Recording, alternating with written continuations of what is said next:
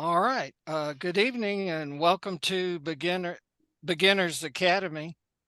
Uh, this is our weekly Zoom meeting. We have mentors, returning hams, and new hams, and we have a topic every other week. And tonight it's fox hunting. So we have a beginner's guide to fox hunting. And it's also known as transmitter hunting. So Wikipedia says transmitter hunting, also known as tea hunting, fox hunting, bunny hunting, and bunny chasing, is an activity wherein participants use radio direction finding techniques to locate one or more radio transmitters hidden within a designated search area. This activity is most popular among amateur radio enthusiasts, and one organized sport, which is known as ARDF, or amateur radio direction finding. There are different kinds of transmitter hunts. One is mobile, where the area would likely be quite large. It could be as large as a county, and vehicles, sometimes with antennas on top of them, will try to locate the fox. I've never participated in a mobile fox hunt. The other type I'm more familiar with, pedestrian, and it on the lower right over here, it looks like a group is getting ready to go fox hunting at a outdoor venue, a park or of some type. So it can be quite varied, and it can be quite creative as far as the venue and hiding the fox, and so it can be quite a game and competition. As far as equipment, it can be as simple as a VHF, UHF, HT, or a scanner. The hunters for the fox only use a receiver. The fox itself is a transmitter. So the participants actually don't have to have a license, since it's receive only. And with an HT, there's a technique called the body fade, which is holding your HT tight against your chest and turn around slowly, looking for the direction at which your body blocks the signal most effectively. That would be the signal null.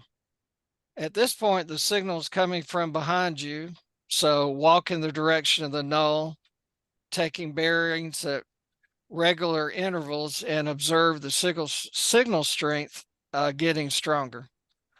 So this technique was described on the homingin.com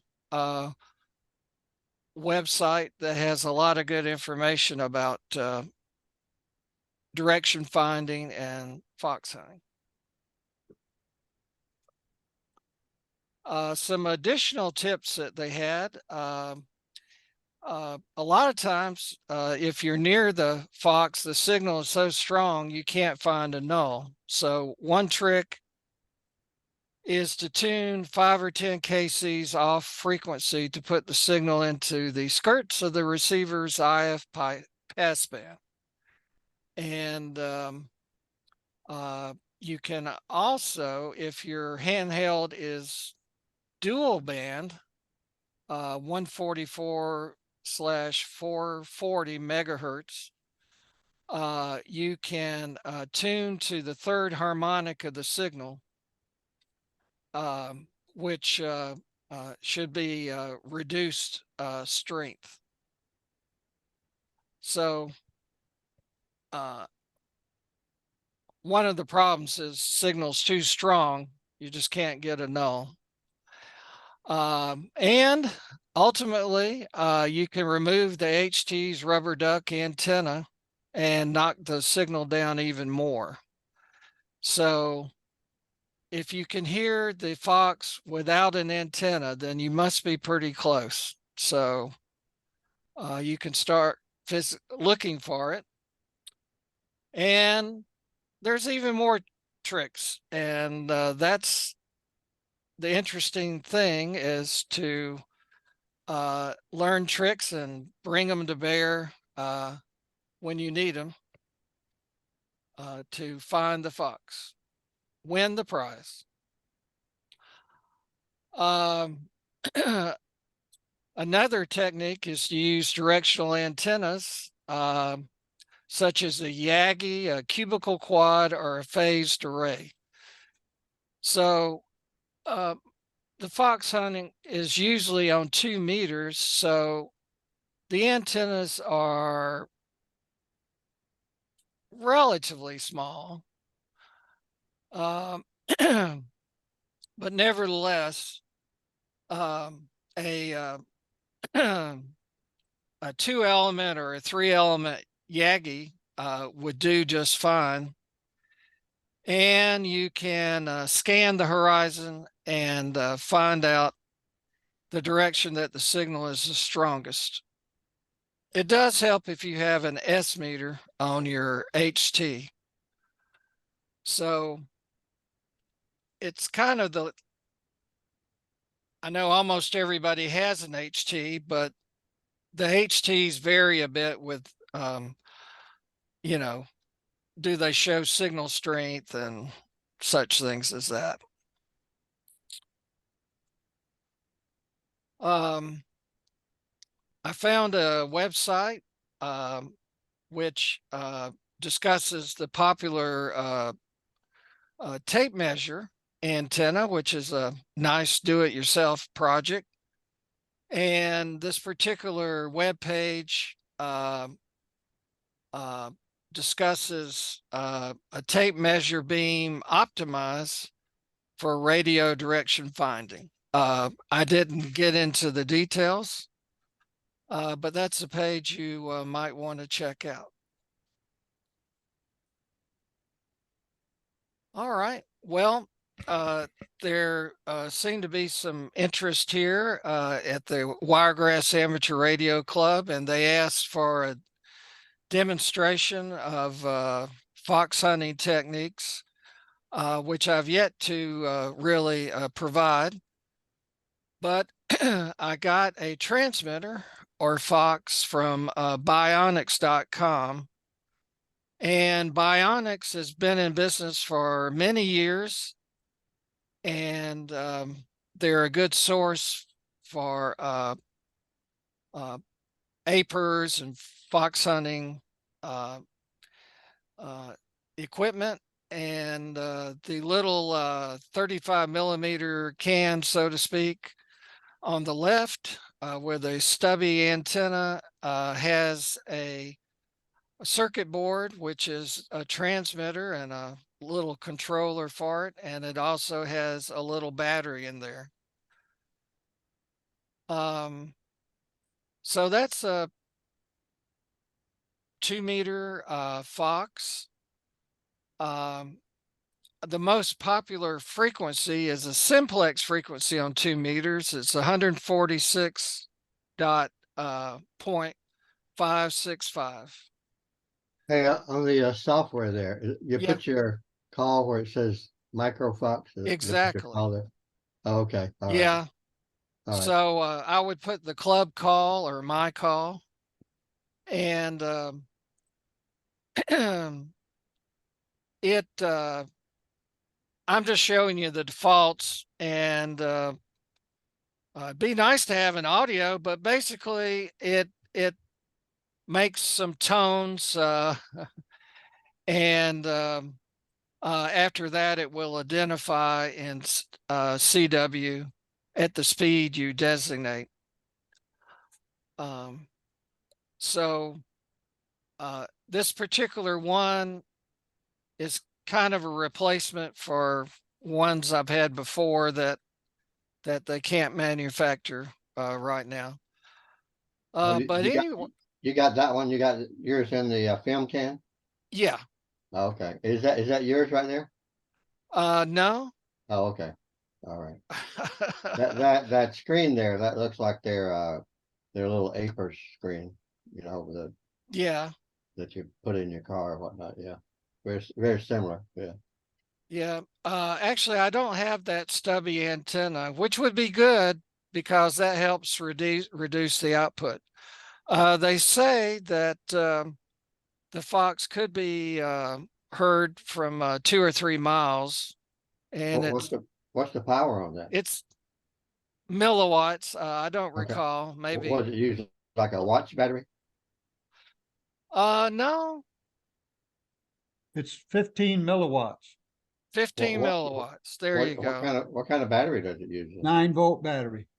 It should provide 9 about volt. 20 hours of use at 50% duty cycle. Yeah. You can't get a 9 volt battery in one of those cases, I don't think, can you? Well, actually, it's not a conventional looking. It's a little. I'm sorry, I don't have it. Is that a 35 millimeter can? Is that what that is?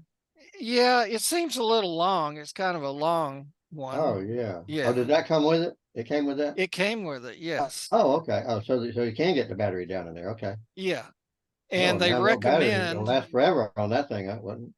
yeah, they recommend putting your name and phone number or some identification on there Or because, put a big thing on there that says this is not a bomb right, for when the police Hand come. grenade. right. And a fox hunt could have one or more foxes out there just to be interesting. I know at the Panama City Club, we've had up to 3 foxes out at a time. But not on the same frequency. Actually, they were on the same frequency. Oh, okay. Okay. Uh, what I did, they had a certain cycle, and I would turn them on so that they would kind of go in a sequence. Is that the one we had up at Don's house? Well, I it's remember the that. equivalent. This is the equivalent to what the club was using at I mean, Don's. you're talking about the one we had three. I think we had three going one time up at Don's house. Yeah, yeah. Yeah. All right. So I've got the fox that we can play with, and eventually we could have a fox hunt. It would be good to have some in up here in the southeast Alabama and northwest Florida. All right. Well, we've talked about how the signal can be almost too strong, particularly when you get close in. And a device called an offset attenuator can be very helpful.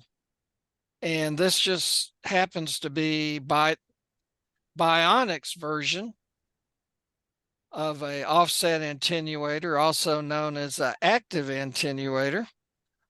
It's a very tiny device, and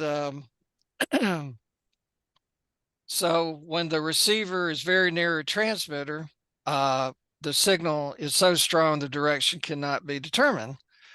The AA1 can reduce that signal to a more usable level, allowing the transmitter to be located. And this has SMA connectors, so I can put it just right on top of, I can put it on the HT connector on for the antenna, and then I can have a little jumper that would go to the antenna. So And we'll get into the details of how this works on the next slide.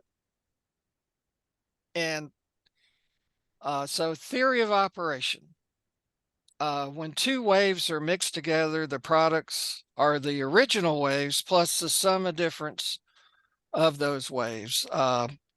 This is known as mixing or heterodyning. It's a technique that's used for RF equipment. And this particular attenuator mixes an internally generated 1 megahertz signal with your strong radio transmission to generate images at 1 megahertz above and below the transmitter frequency. And it turns out the AA1 can control the strength of the 1 megahertz signal, so it can control the intensity of the image signal.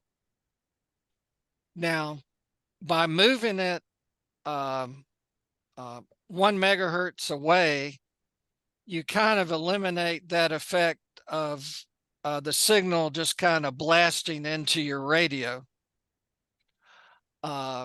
So the image, it can control the strength of that from nothing to kind of full. So it's scalable. And so this is just one model of an offset attenuator. You could search eBay and the web and find others that are similar. And it's also probably a little project you could build. This one works very well. Now, a offset attenuator is not required, but it does a good job for cutting down the signal strength. So you just kind of cut down the signal strength till you can barely get it, turn it up just a little bit, and then you can sweep for the signal and you can get a good peak or null, whichever you're looking for. All right, well, this, as I said, that the you're not limited to this frequency. I know in Panama City, we use it as a Bay County simplex frequency, but nevertheless, the default is 146.565 FM signal. And just for convenience, I decided to put some memories in the Kenwood HT I have. And the memories have names. So the one that's simply Fox is the frequency of the Fox. And as you recall, another method of attenuating the signal was to tune off the frequency 5 or 10 kilohertz. So I've got 5 down, which is Fox minus 5, 5 up, and I've got 10 up. And the third harmonic of 146.565 is 439.695. So that is 3 Fox. So the 3 is for third harmonic. And then I have some frequencies around that. So you can just do this on the fly, but I decided just to program it in. So I could flip around and see what worked best. Now, when you're using an offset attenuator, you need, instead of the frequency of the Fox, you need to account for the offset. So I took 1 megahertz off, so 145,565 I call O Fox for offset Fox. And you could even do the third harmonic of the offset Fox, which is 438,695. So I kind of did this because in the when you're hunting, you can get flustered and confused. So hopefully this would help me.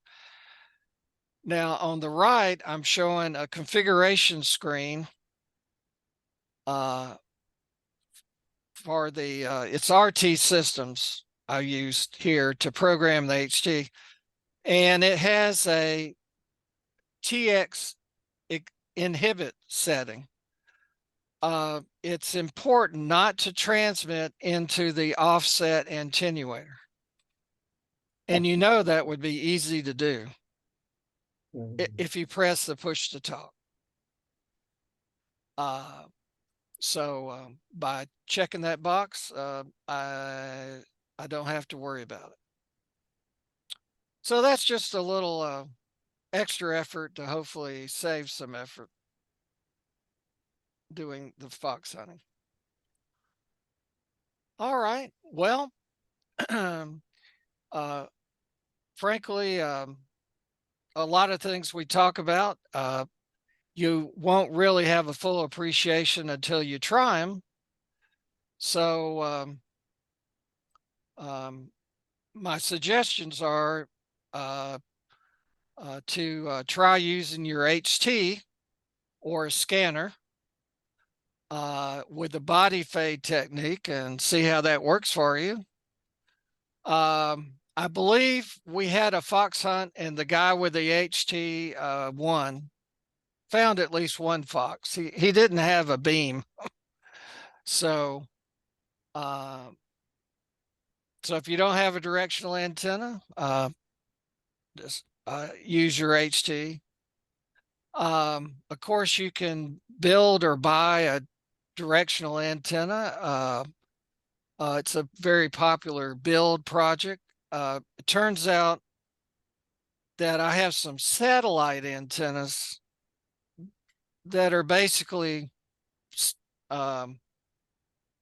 applicable to this job. And they have VHF and UHF elements. So I've got a Yagi and a log periodic that I have used. And as we mentioned, a attenuator is recommended. You could even use little just static, so to speak, attenuator. It's not as you would be fumbling around with it a little more, but it could work for you. And practice hunting techniques. And there's a very good chance that you'll come up with something creative that we haven't listed here. So if your club is interested, organize a club event or a youth event. And as I said, the participants basically don't have to have a license because they're just receiving. So if you have a scout troop, you can loan them some HTs and the antennas and let them have at it and have a lot of fun. This was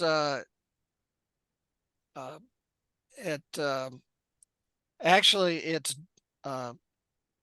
Mr. Grumpy's Crooked Fence Ranch that Jim was referring to. And these are the hunters. They're getting ready to be dispatched to hunt, and Grumpy had a little wooded area that was thick enough that it hid the fox. So along with this, you can come up with some rules and prizes if you like, or whatever you want to do. to make it interesting. Whoops. Well, this fox hunting, transmitter hunting, and direction finding in general has other applications, such as wildlife tracking. I'm going to say more about that in a moment. I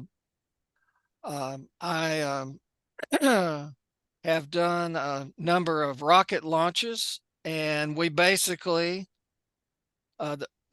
use a fox, and it's located on the rocket. And then usually, we have a receiver, and the most popular system for that is on the 222 megahertz band. And so if your rocket goes out in the woods and it looks hopeless, hopefully your tracking system can save the day. And I think this has happened wherever you have a repeater.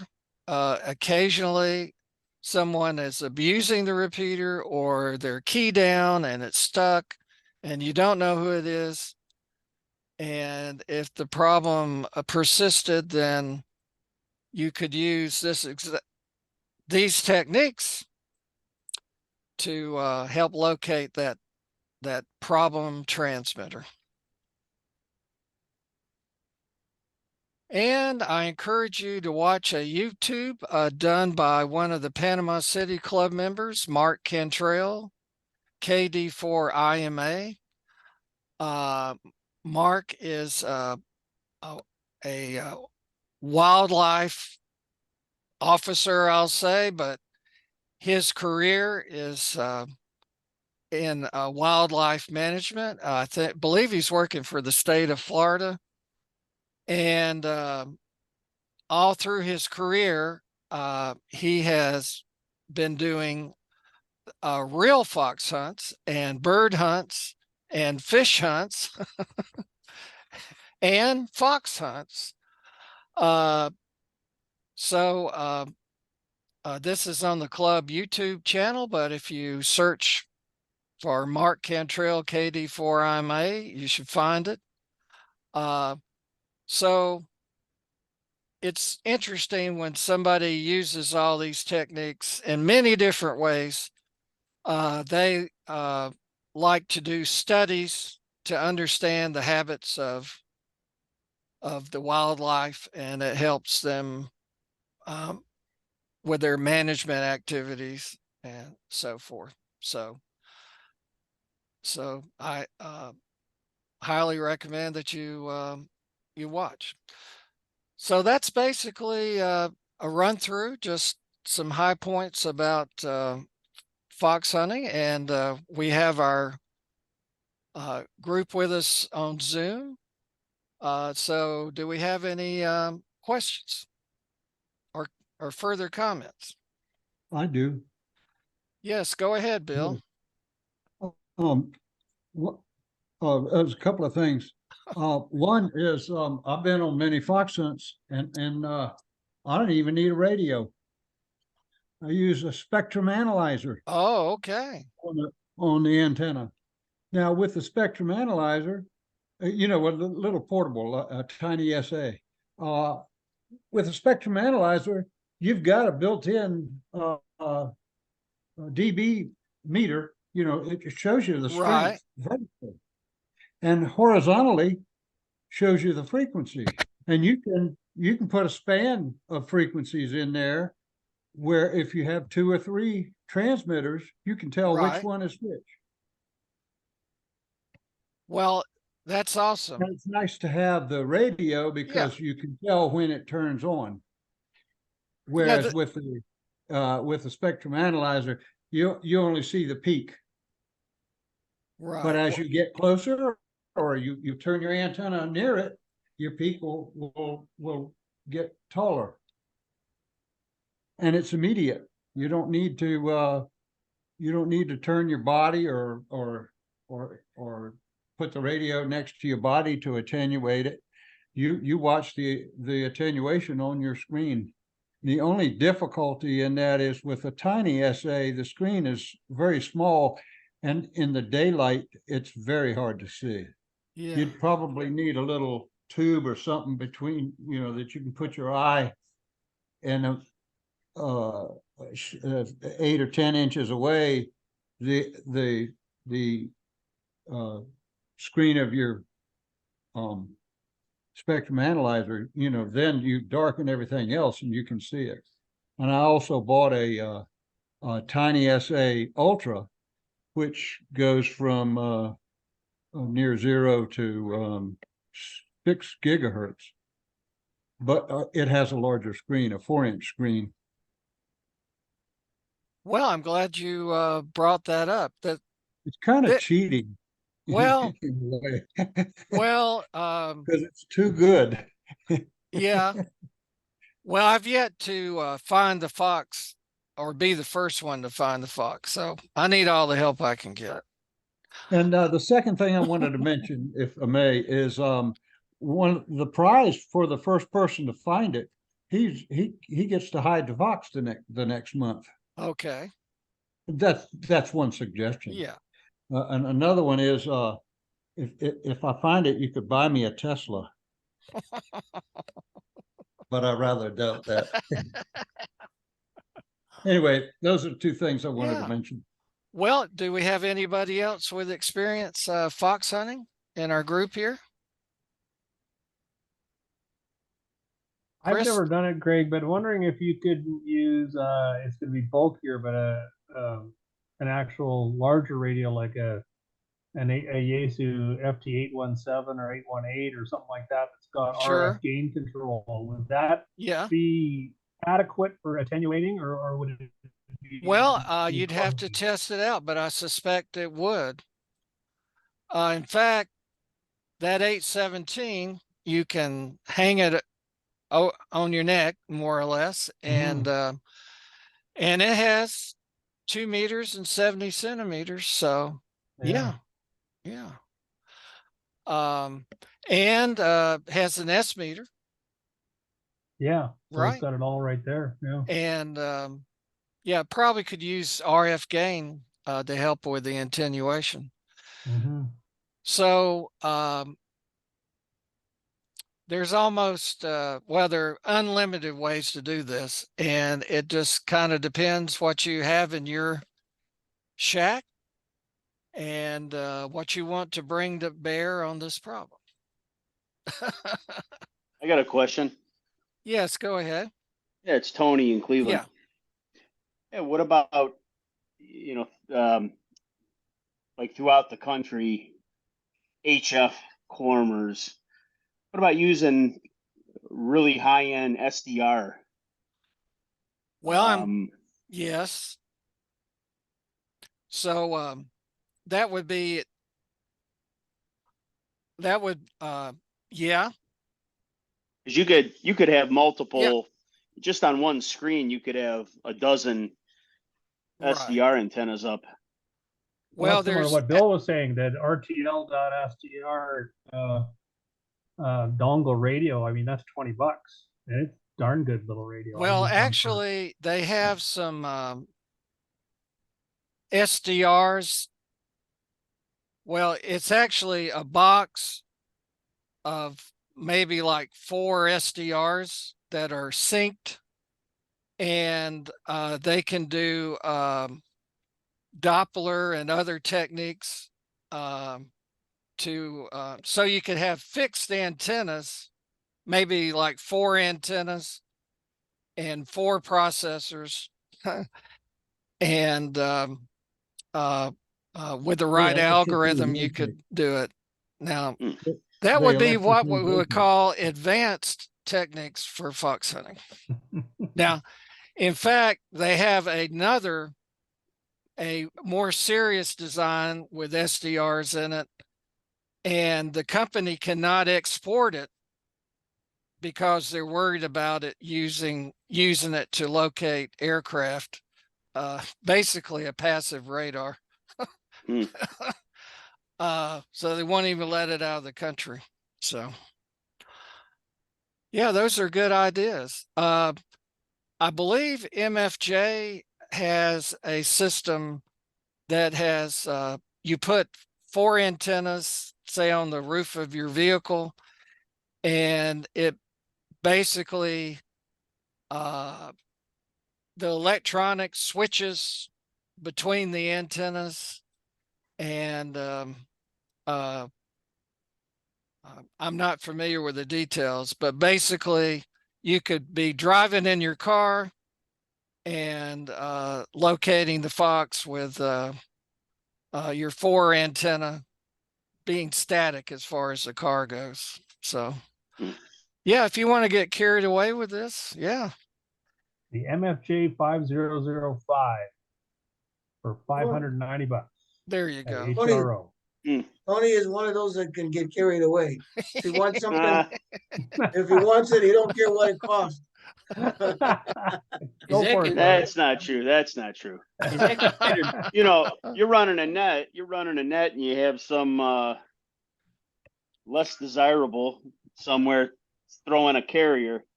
I know when I'm not net control, I'll pull up a dozen SDRs, and you could actually, some of them like the Kiwi SDRs, I think there's an attenuator, and you could drop that thing down and keep moving closer, and you can kind of, I mean, you can't get a physical address, but you can get a pretty good idea where someone is. I think the Kiwis have a plug-in or algorithm that can be used for direction finding. So Hey, Yeah, that's pretty cool. By the way, that fancy loop antenna that I showed last week, with the big capacitor and 2 loops. I don't know. I no longer own that. And Tony come over to visit me, and he says I gotta have that thing.